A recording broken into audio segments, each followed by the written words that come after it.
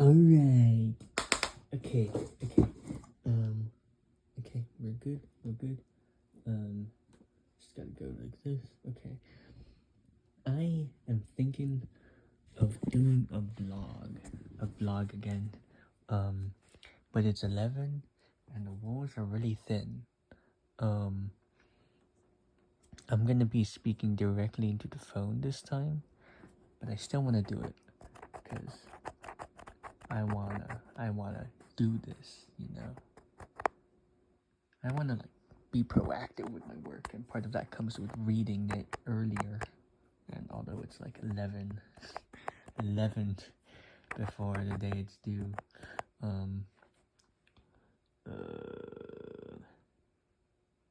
I think this is better than usual, better than reading it on the train to class. Okay. I should turn off the lights for this one. Have it real spooky and shit. Alright. Nice and cozy. Alright.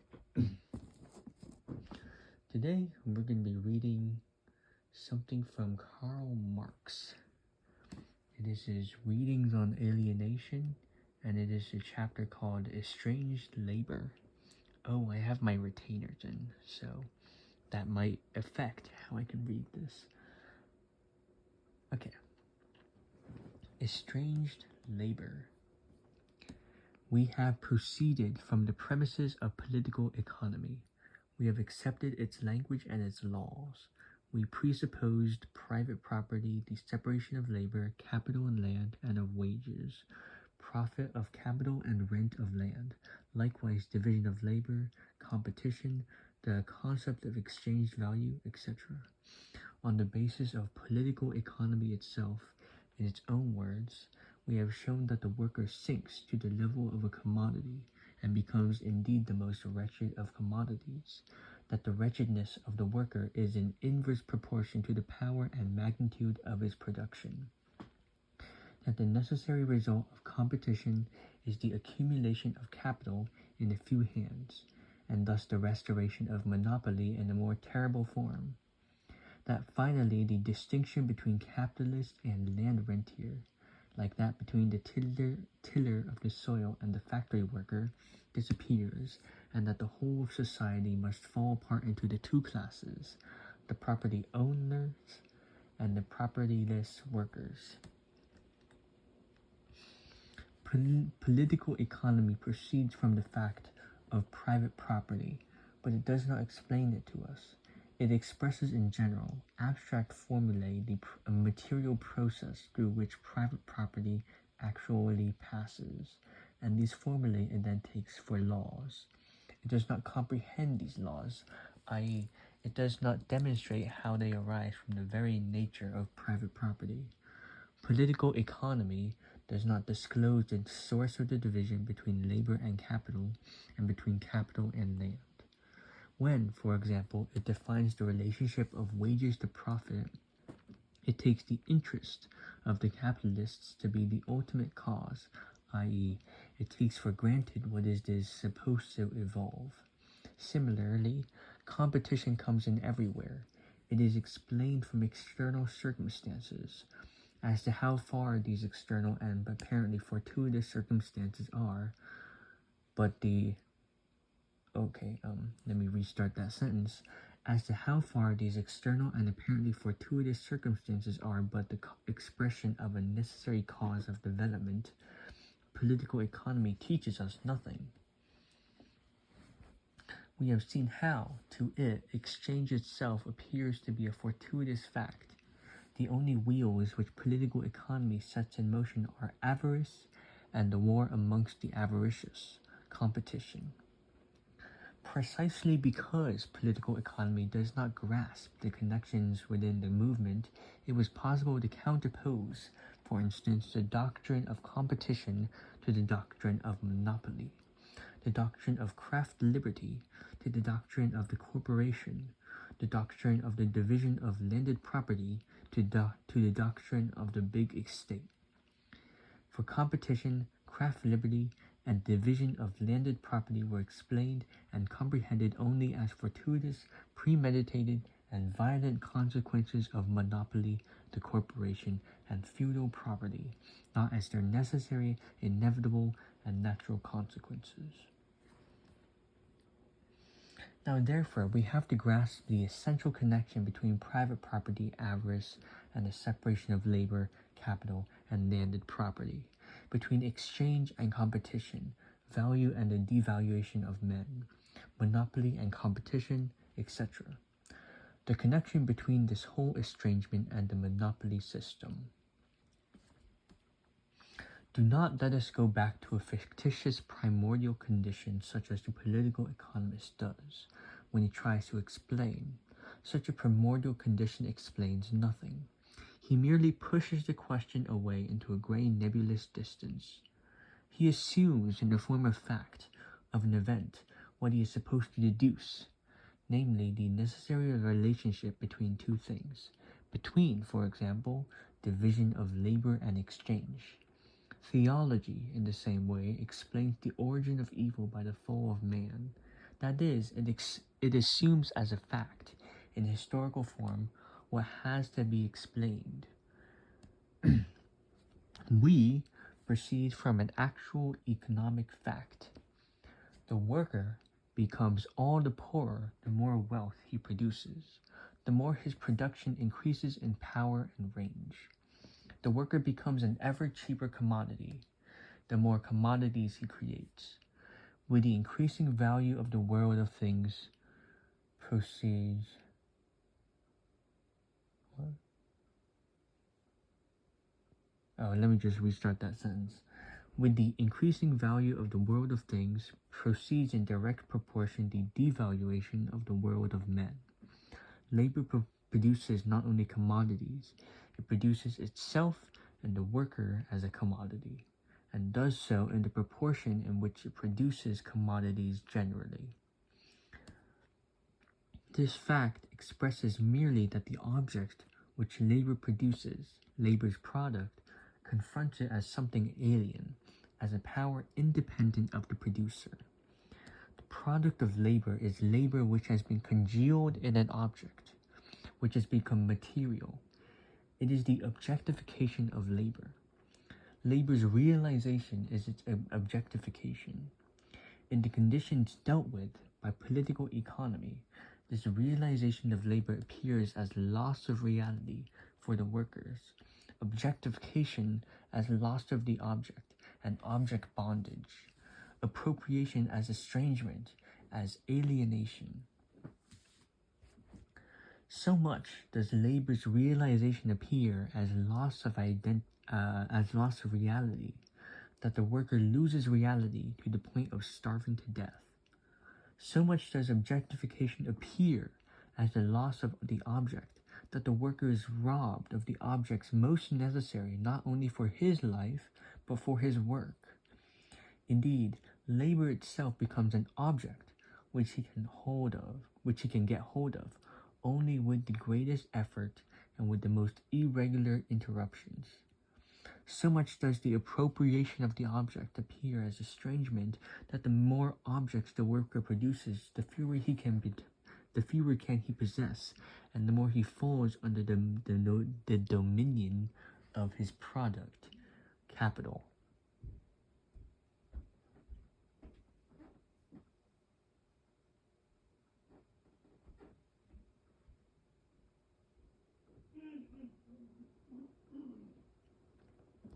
All these consequences are contained in the definition that the worker is related to the product of his labor as to an alien object.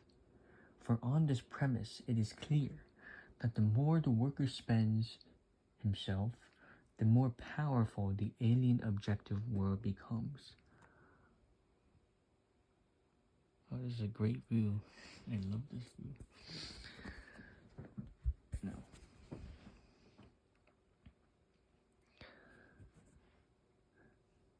Okay, I got distracted. For on this premise, it is clear that the more the worker spends himself, the more powerful the alien objective world becomes, which he creates over against himself. The poorer he himself, the inner world, becomes, the less belongs to him as his own. It is the same in religion. The more man puts into God, the less he retains in himself. The worker puts his life into the object, but now his life no longer belongs to him but to the object. Hence, the greater this activity, the greater is the worker's lack of objects. Whatever the product of his labor is, he is not. Therefore, the greater this product, the less is he himself.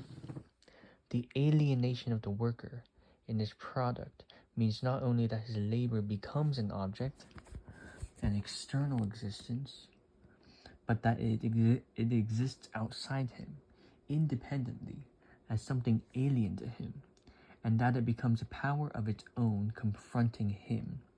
It means that the life which he has conferred on the object confronts him as something hostile and alien. Let us now look more closely at the objectification, at the production of the worker, and therein at the estrangement, the loss of the object, his product. The worker can create nothing without nature, without the sensuous external world. It is the material on which his labor is manifested, in which it is active, from which and by means of which it produces. But just as nature provides labor with the means of life in the sense that labor cannot live without objects on which to operate, on the other hand, it also provides the means of life in a more restricted sense, i.e., the means for the physical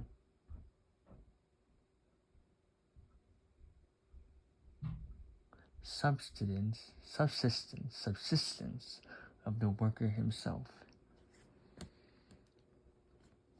Thus, the more the worker, by his labor, appropriates the external world, sensuous nature, the more he deprives himself of means of life in the double respect. First, that the sensuous external world more and more ceases to be an object belonging to his labor, to be his labor's means of life. And secondly, that it more and more ceases to be means of life in the immediate sense, means for the physical subsistence of the worker.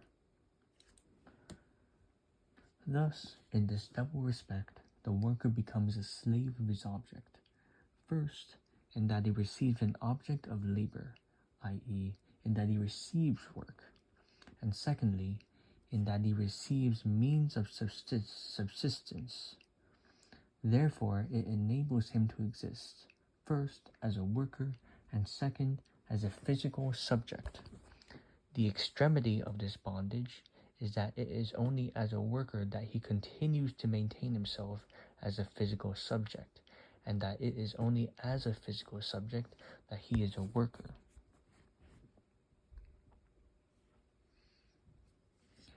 The laws of political economy express the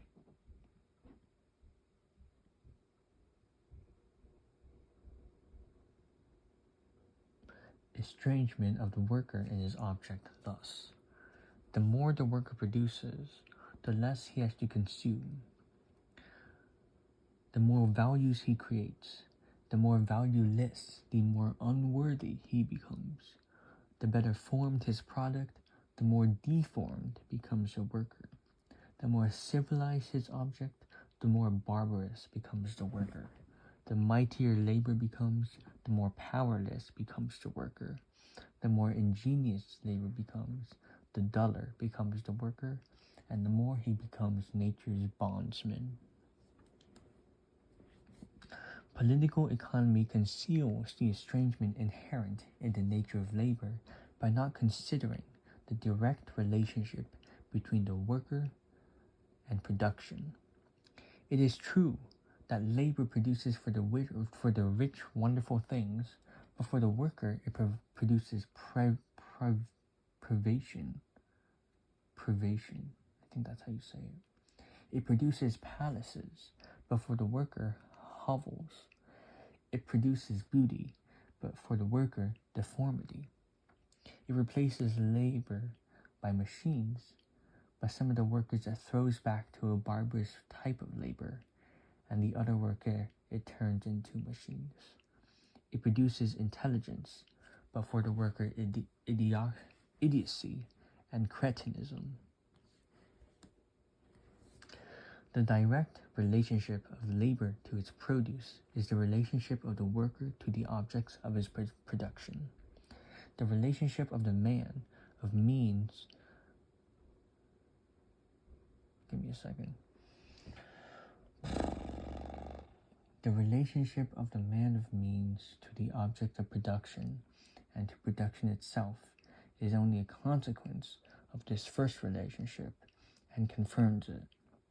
We shall consider this other aspect later.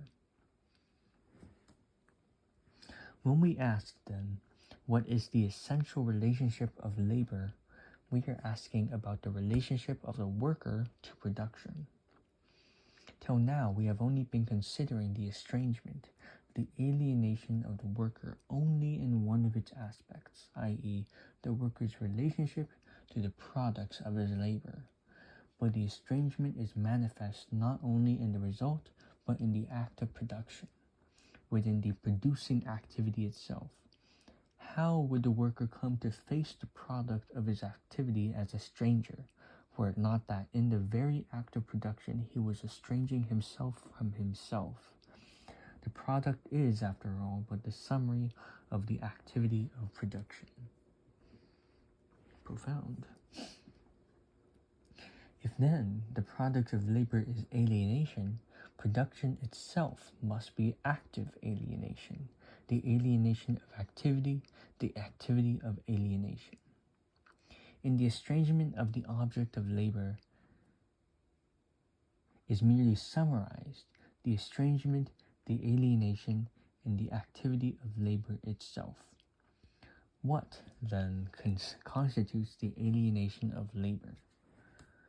First, the fact that labor is external to the worker, i.e., it does not belong to his essential being. That in his work, therefore, he does not affirm himself but denies himself, does not feel content but unhappy, does not develop freely his physical and mental energy but mortifies his body and ruins his mind.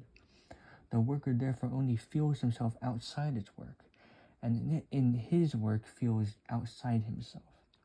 He is at home when he is not working, and when he is working, he is not home. His labor is therefore not voluntary but coerced. It is forced labor. It is therefore not the satisfaction of a need. It is merely a means to satisfy needs external to it.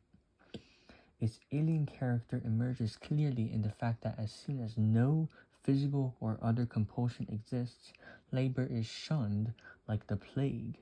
External labor, labor in which man alienates himself, is a labor of self-sacrifice, of mortification. Lastly, the external character of labor for the worker appears in the fact that it is not his own, but someone else's, that it does not belong to him, that in it he belongs not to himself, but to another. Just as in religion, the spontaneous activity of the human imagination, of the human brain and the human heart, operates independently of the individual, that is, operates on him as an alien, divine or diabolical activity. In the same way, the worker's activity is not his spontaneous activity. It belongs to another. It is the loss of his self. As a result, therefore, man, the worker, no longer feels himself to be freely active in any but his animal functions, eating, drinking, procreating, or at most in his dwelling and in dressing up, etc. And in his human functions, he no longer feels himself to be anything but an animal. What is animal becomes human, and what is human becomes animal. Certainly, eating, drinking, procreating, etc. are also genuinely human functions, but in the abstraction which separates them from the sphere of all other human activity and turns them into sole and ultimate ends, they are animal. We have considered the act of exchanging practical human activity, labor, in two of its aspects. Number one, the relationship of the worker to the product of labor as an alien object exercising power over him. This relationship is, at the same time, the relation of the sensuous external world to the objects of nature as an alien world antagonistically opposed to him. Number two, the relation of labor to the act of production within the labor process. This relationship is the relation of the worker to his own activity as an alien activity not belonging to him. It is activity as suffering, strength as weakness, beginning as emasculating. The worker's own physical and mental energy, his personal life, or what is life other than activity, as an activity which is turned against him, neither depends on nor belongs to him. Here we have self-estrangement, as we had previously the estrangement of the thing. We have yet a third aspect of estranged labor to deduce from the two already considered. Man is a species being, not only because in practice and in theory he adopts the species as his object, his own as well as those of other things, but, and this is only another way of expressing it, but also because he treats himself as the actual living species, because he treats himself as a universal and therefore a free being. The life of this species, both in man and in animals, consists physically in the fact that man, like the animal, lives on inorganic nature, and the more universal man is compared with an animal, the more universal is the sphere of inorganic nature in which he lives. Just as plants, animals, stones, the air, light, etc. constitute a part of human consciousness in the realm of theory, partly as objects of natural science, partly as objects of art, his spiritual inorganic nature, spiritual nourishment which he must first prepare to make it palatable and digestible, so too, in the realm of practice, they constitute a part of human life and human activity. Physically, man lives only on these products of nature, whether they appear in the form of food, heating, clothes, a dwelling, or whatever it may be. The universality of man is in practice manifested precisely in the universality which makes all nature his inorganic body, both inasmuch as nature is, number one, his direct means of life, and number two, the material, the object, and the instrument of his life activity. Nature is man's inorganic body. Nature, that is, insofar as it is not itself the human body. Man lives on nature, means that nature is his body, with which he must remain in continuous intercourse if he is not to die. That man's physical and spiritual life is linked to nature means simply that nature is linked to itself, for man is a part of nature. In estranging from man, number one, nature, and number two, himself, his own active functions, his life activity, estranged labor. In estranging from man, number one, nature, and number two, himself, his own active functions, his life activity, estranged labor estranges his species from man. It turns for him the life of the species into a means of individual life. First, it estranges the life of the species and individual life, and secondly, it makes individual life in its abstract form the purpose of the life of the species, likewise in its abstract and estranged form. My jaw. For in the first place, labor, life activity, productive life itself, appears to man merely as a means of satisfying a need, the need to maintain the physical existence. Yet the productive life is the life of the species. It is life engendering life. The whole character of a species, its species character, is contained in the character of its life activity, and free, conscious activity is man's species character. Life itself appears only as a means to life. The animal is immediately identical with its life activity. It does not distinguish itself from it.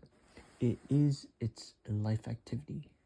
Man makes his life activity itself the object of his will and its consciousness. He has a conscious life activity. It is not a determination with which he directly merges. Conscious life activity directly distinguishes man from animal life activity.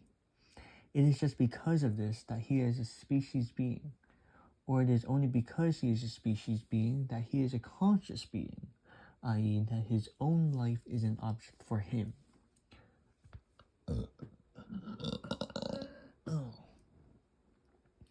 Only because of that is his activity free activity.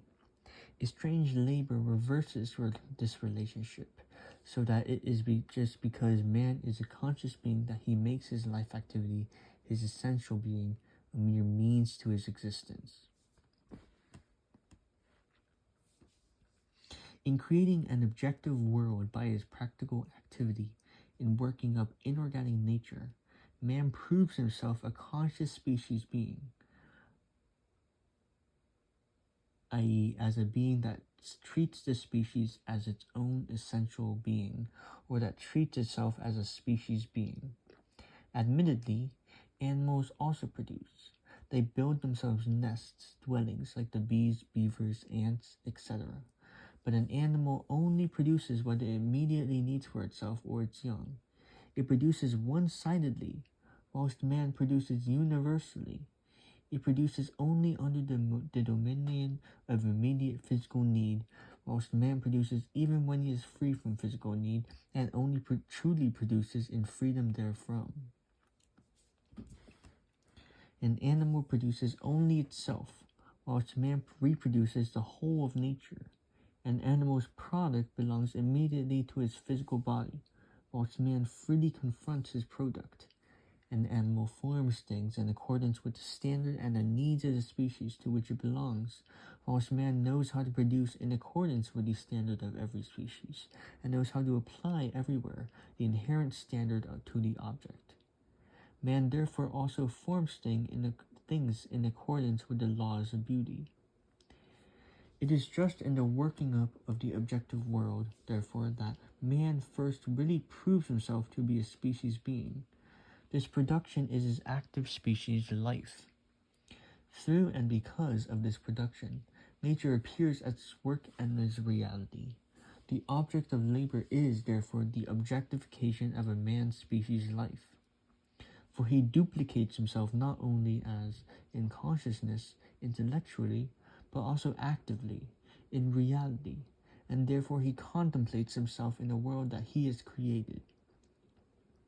In tearing away from man the object of his production, therefore, a strange labor tears from him his species life, his real species objectivity, and transforms his advantage over animals into the disadvantage that his inorganic body, nature, is taken from him.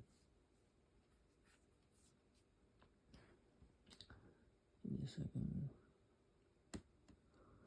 Similarly, in degrading spontaneous activity, free activity, to a means, a strange labor makes man's species life a means to his physical existence. The consciousness which man has of his species is thus transformed by estrangement in such a way that the species life becomes for him a means. A strange labor turns thus. Number 3, man's species being, both nature and his spiritual species property, into a being alien to him, into a means to his individual existence.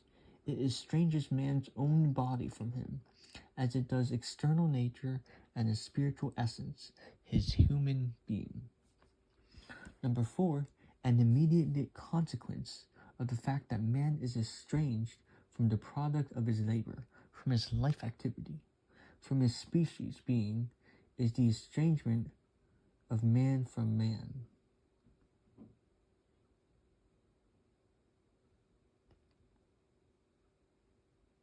If a man is confronted by himself, he is confronted by the other man.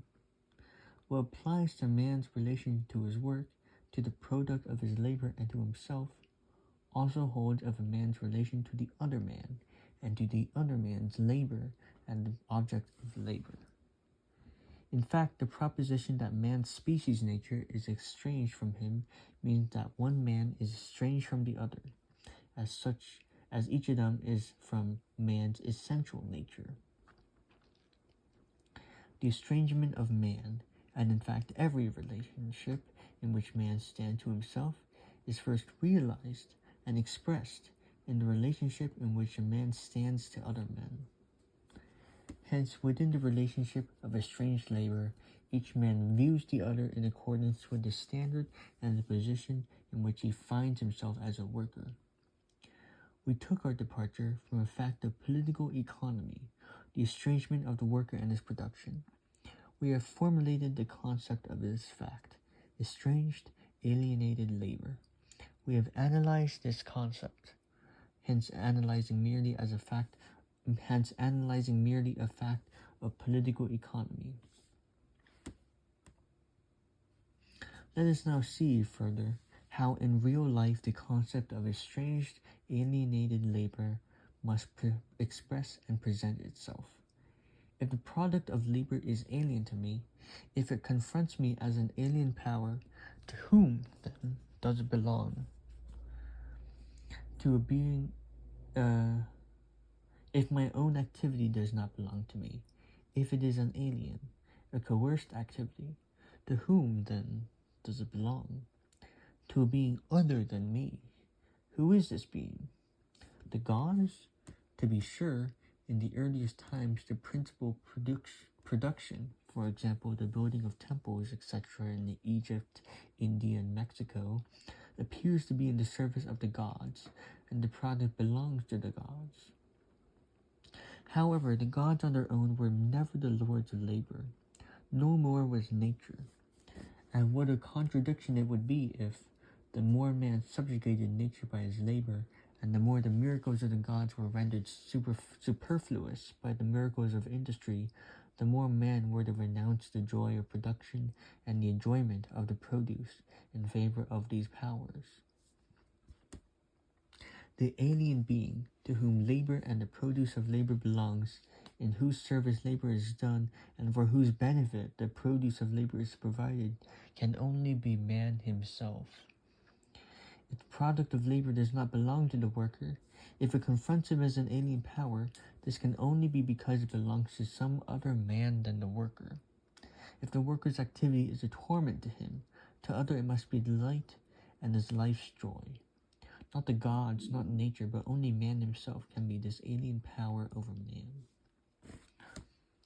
We must bear in mind the above stated proposition that man's relation to himself only becomes objective and real for him through his relation to the other man.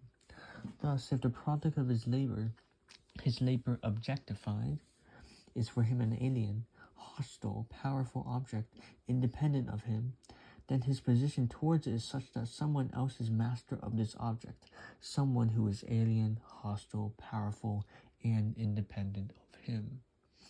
If his own activity is to him an unfree activity, then he is treating it as activity performed in the service, under the dominion, the coercion, and the yoke of another man. That's gay as hell. Every self-estrangement of man from himself and from nature appears in the relation in which he places himself and nature to men other than and differentiated from himself. For this reason, religious self-estrangement necessarily appears in the relationship of the layman to the priest, or again to a mediator, etc., since we are here dealing with the intellectual world. In the real practical world, self-estrangement can only become manifest through the real practical relationship to other men. The medium through which estrangement takes place is itself practical. Thus, through estranged labor, man not only engenders his relationship to the object and to the act of production as to powers that are alien and hostile to him,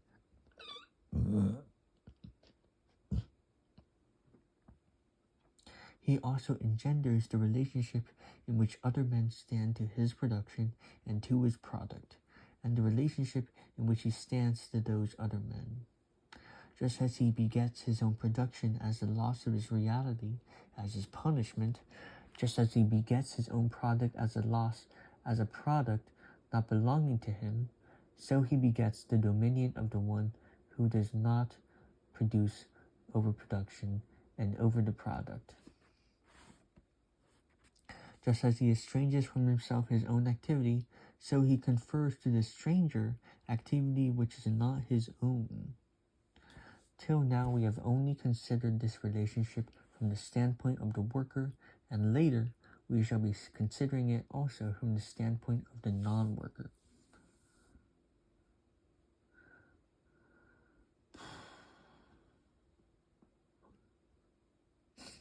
Through estranged, alienated labor, then the worker produces the relationship to this labor of a man alien to labor and standing outside it. The relationship of the worker to labor engenders the relationship to it of the capitalist, or whatever one chooses to call the master of labor.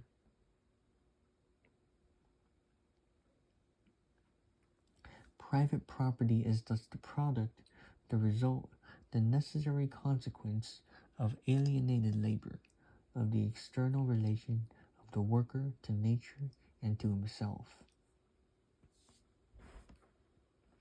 Private property thus results by analysis from the concept of alienated labor, i.e., of alienated man, of estranged labor, of estranged life, of estranged man. True it is as a result of the movement of private property that we have obtained the concept of alienated labor, of alienated life, from political economy. But on analysis of this concept, it becomes clear that though private property appears to be the source, the cause of alienated labor, it is really its consequence, just as the gods in the beginning are not the cause but the effect of man's intellectual confusion. Later, this relationship becomes reciprocal.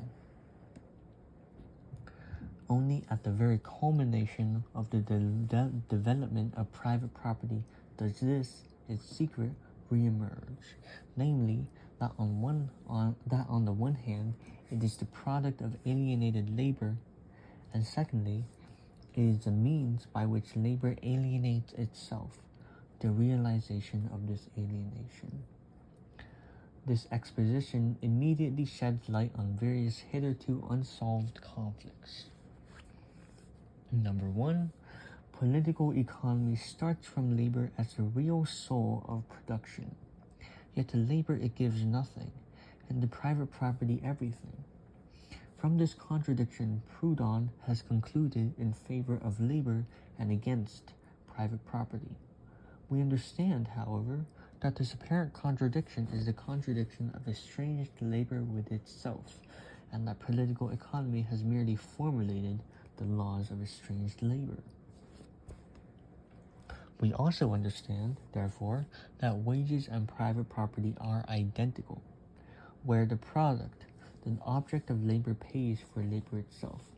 The wage is but a necessary consequence of labor's estrangement, for after all, in the wage of labor, labor does not appear as an end in itself, but as the servant of the wage.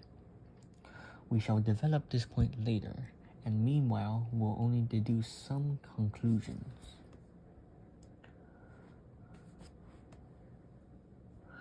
A forcing up of wages, disregarding all other difficulties, including the fact that it would only be by force, too, that the higher wages, being an anomaly, could be maintained,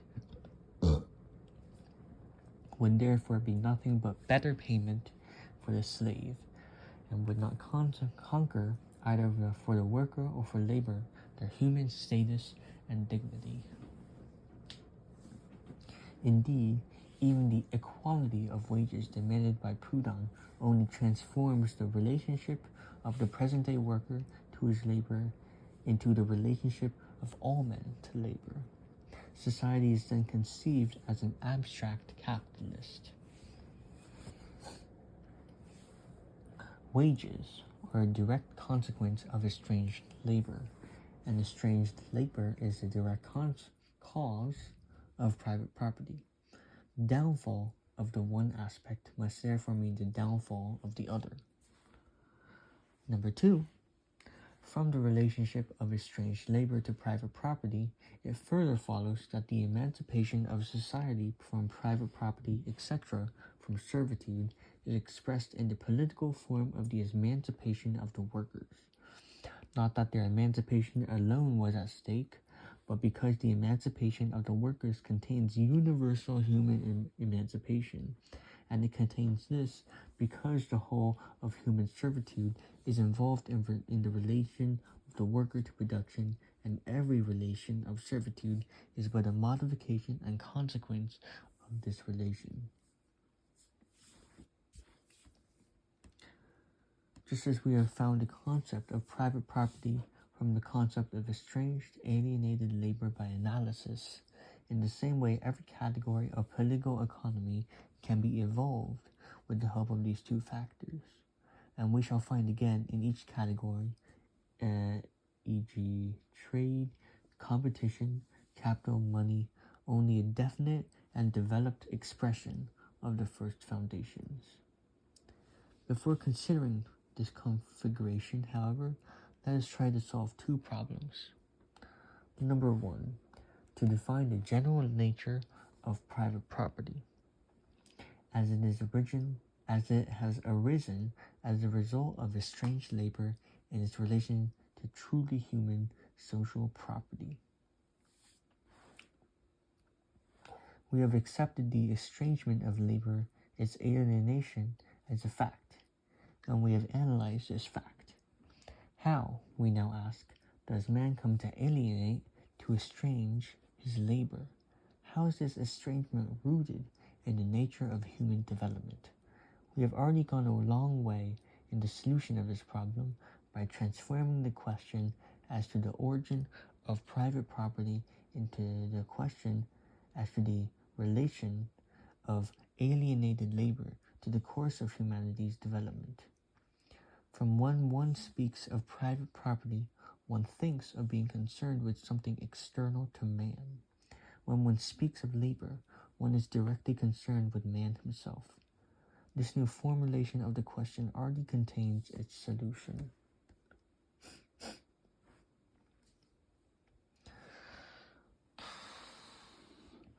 As to 1, the general nature of private property and its relation to truly human property. Alienated labor has resolved itself for us into two elements which mutually condition one another, or which are but different expressions of one and the same relationship. Appropriation appears as estrangement, as alienation.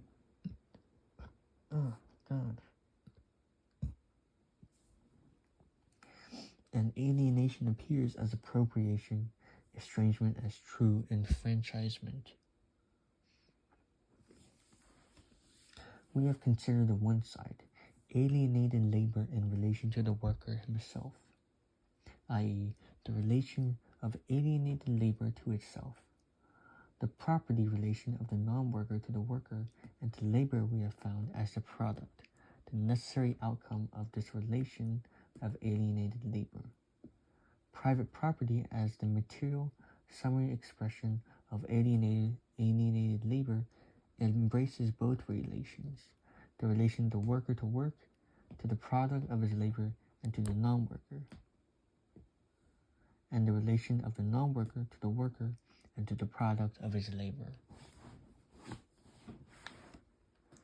Having seen that in relation to the worker that appropriates nature by means of his labor, this appropriation appears as estrangement, his own spontaneous activity as activity for another and as the activity of another, vitality as a sacrifice of life, production of the object as loss of the object to an alien power, to an alien person. We shall now consider the relation to the worker, to labor, and its object of this person who is alien to labor and to the worker. First, it has to be noticed that everything which appears in the worker as an activity of alienation, of estrangement, appears in the non-worker as a state of alienation, of estrangement. Secondly, that the worker's real, practical attitude in production and to the products as a state of mind appears in the non-worker confronting him as a theoretical attitude. Thirdly, the non-worker does everything against the worker, which the worker does against himself.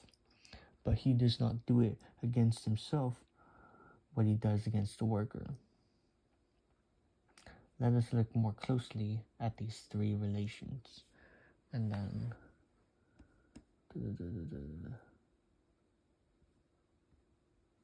interesting.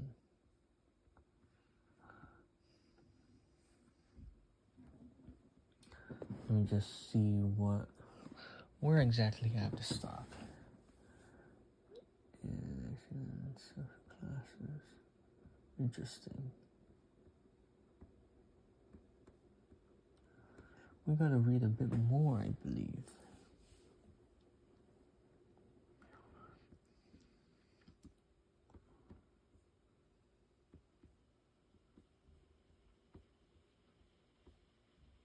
Oh, you bitch. Okay, let me drink some water first.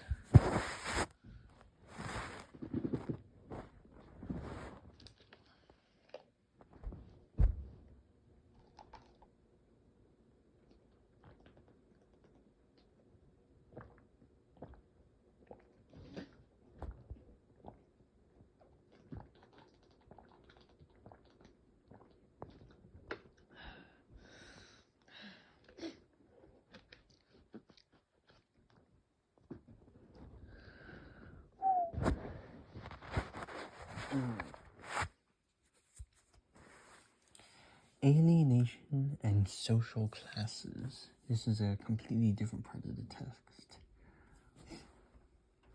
By Karl Marx. The proletariat and the wealth are opposites. As such, they form a whole. They are both products of the world of private property. The whole question is what position each of these two elements occupies within the opposition. It does not suffice to proclaim them two sides of one whole. Private property, as wealth, is compelled to preserve its own existence and thereby the existence of its opposite, the proletariat. This is the positive side of the antagonism, private property satisfied with itself. The proletariat, on the other hand, is compelled to abolish itself, and therefore its conditioning opposite, private property, which makes it a proletariat. This is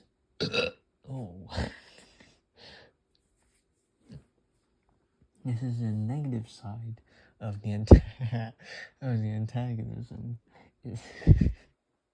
It's disturbance within oneself.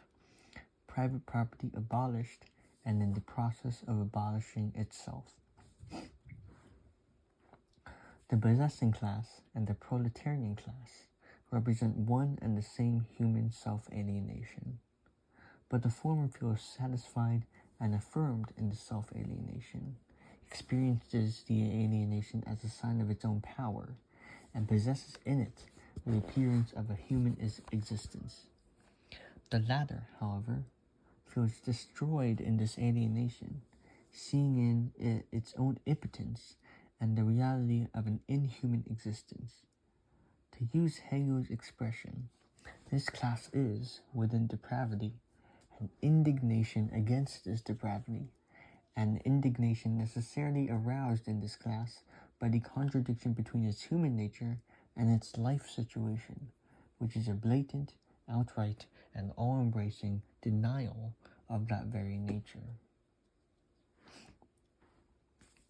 Within the antagonism as a whole, therefore, private property represents the conservative side and the proletariat the destructive side. From the former comes action aimed at preserving the antagonism. From the latter, action aimed at its destruction.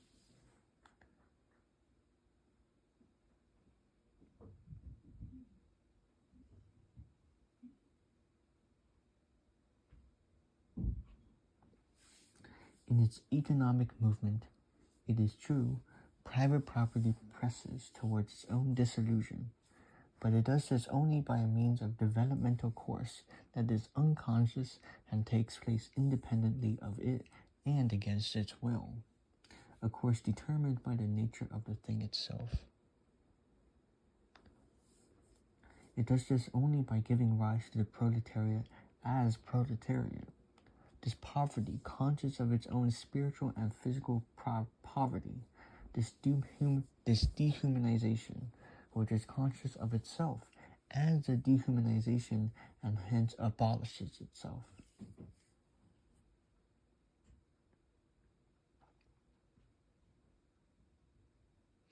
The proletariat executes the sentence that proletariat producing private property passes upon itself, just as it executes the sentence that wage labor passes upon itself by producing others' wealth and its own poverty. When the proletariat wins victory, it by no means becomes the absolute side of society, for it wins victory only by abolishing itself and its opposite. Both the proletariat itself and its conditioning opposite, private property, disappear within victory of the proletariat. If socialist writers attribute this world historical role of the proletariat, this is by no means, as critical criticism assures us, because they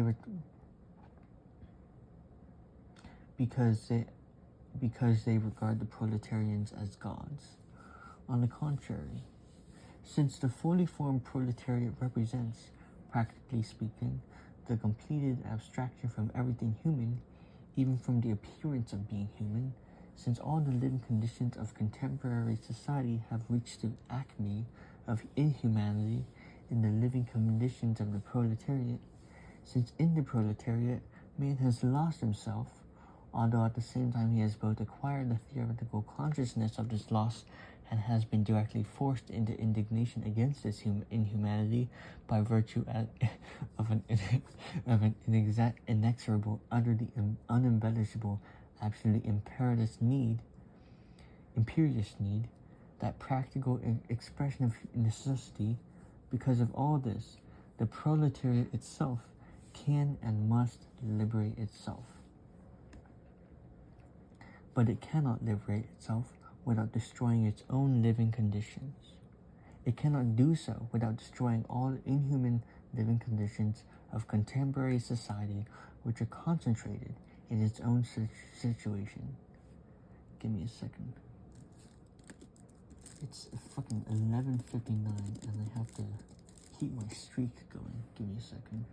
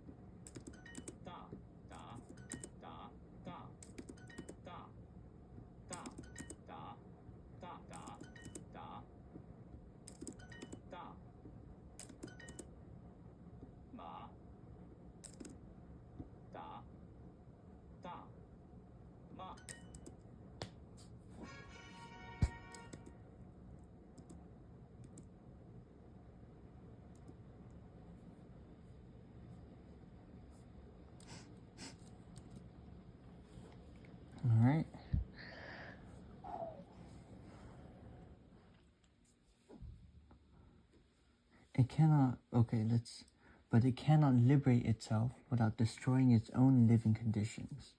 It cannot do so without destroying all the inhuman living conditions of contemporary society, which are concentrated in its own situation. Not in vain does it go through the harsh but hardening school of labor.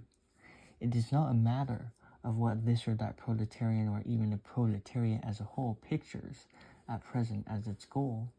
It is a matter of what the proletariat is in actuality and what, in accordance with this being, it will historically be compelled to do.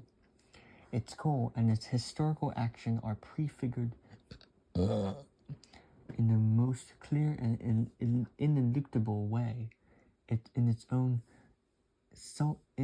life situation, as well as in the whole organization of contemporary bourgeois society. There is no need to harp on the fact that a large part of the English and French proletariat is already conscious of its historic task, and is continually working to bring this consciousness to full clarity. And that's it.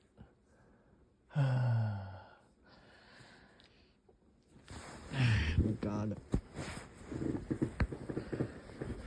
Alright, that's it. I'm going to sleep now. Fucking elbow that I've been leaning on for half an hour hurts like hell.